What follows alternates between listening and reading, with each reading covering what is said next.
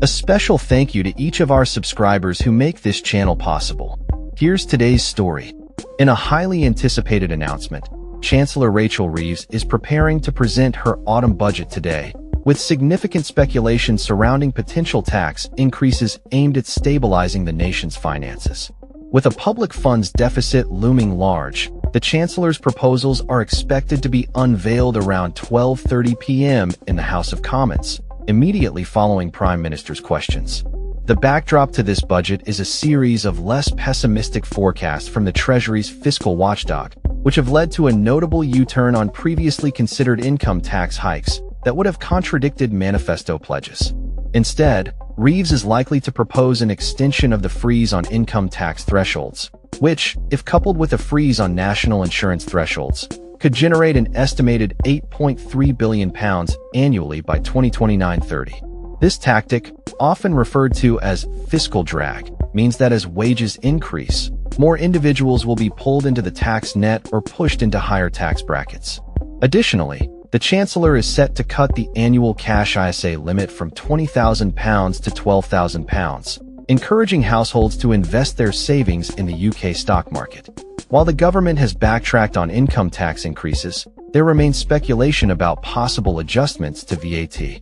Although a direct increase in the VAT rate, currently at 20%, seems unlikely due to concerns over living standards and inflation, there is discussion about uniforming the VAT rate across various food categories, which could simplify the tax system but also impose additional burdens on consumers. Furthermore, the budget is expected to include a freeze on rail fares, saving commuters on expensive routes over £300 annually, alongside a freeze on NHS prescription costs, which will remain at £9.90. In a controversial move, the Chancellor may introduce a mansion tax, targeting owners of high-value properties, imposing a 1% annual charge on homes valued over £2 million.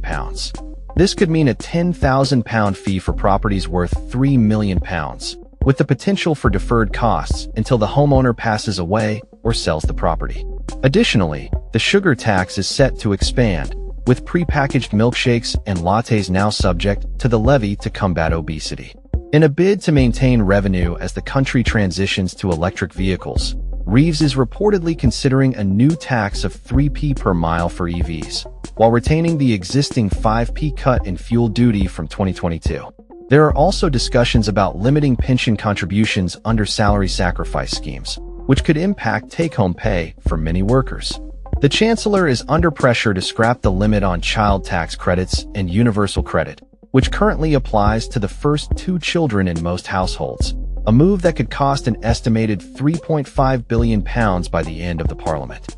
In a positive development, minimum wage rates are set to increase next year, providing a pay rise for millions of workers, while local authorities may gain the power to impose a new tourist tax to fund local projects.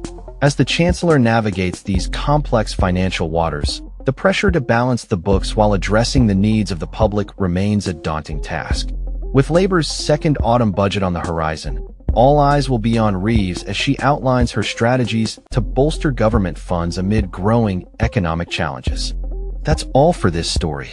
We upload videos every day covering many different subjects, so hit that subscribe button to stay informed. Thanks for watching.